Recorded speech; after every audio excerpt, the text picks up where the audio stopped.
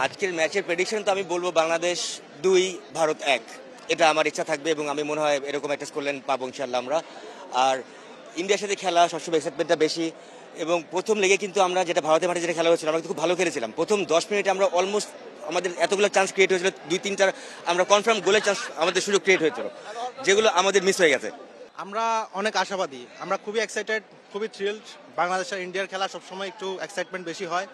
তো আমরা সবকিছু নিয়ে আমরা আশাবাদী, কিন্তু আমরা কোচকে নিয়ে একটু আশাবাদী নয়। আমাদের প্রয়োজন হচ্ছে আর একটু প্রেস করে খেলে বা টোটাল ফুটবল খেলে, আর একটু উইং নিয়ে খেলে ওরকম কোচ। সেক্ষেত্রে আমরা ক্যাবরেরাকে চেঞ্জ করে আমরা জার্মানি থেকে বা ইংল্যান্ড থেকে কোনো কোচ এনে খেলাতে পারি, সেক্ষেত্রে আমরা মনে হয় আরেকটু ইমপ্রুভ করতে পারবো। আসলে আমরা যতটুকু জানি স্প্যানিশ ফুটবল হচ্ছে স্লো খেলে, টিটি টাকা খেলে, বল পজিশনের উপর ওরা হচ্ছে এফোর্ট দেয় বেশি। সেক্ষেত্রে রেজাল্টের তারতম্যটা লাস্টে যতটুকু হয়, ফলাফলটাতে আমরা সম্পূর্ণ ক্লিয়ার হয়ে যাই যে কে কার পারফরমেন্স কতটুকু হচ্ছে। ম্যাচ হচ্ছে স্ট্যাটিস্টিক্স দেখলে আমরা যতটুকু বুঝি যে একটা টিটি টাকা ম্যাচ হয়তো কোনো এক সময় ভালো ছিল, কিন্তু এখনকার স্প্যানিশ ট্র্যাডিশনের সাথে কিন্তু টোটালি যায় না।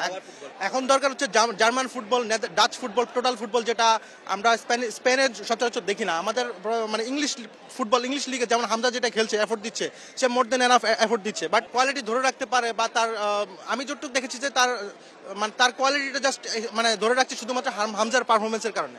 কিন্তু হামজার পারফরমেন্সের জন্য সে এখন পর্যন্ত ঠিক আছে। যদি প্রিভিয়াস ম্যাচগুলো সে হেরে যেত, সেক্ষেত্রে কিন্তু সে এতদিন থাকার কথা না।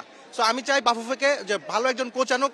আমরা চাই হচ্ছে ইয়র্গেন ক্লপ বা থমাস টুখেল ওই টাইপের কোচ আনুক, ওই টাইপের কোচ এনে আমাদেরকে টিমের প্লেয়ারদেরকে ট্রেন আপ করা হোক। আমরা ইনশাল্লাহ আরো অনেক ভালো করবো।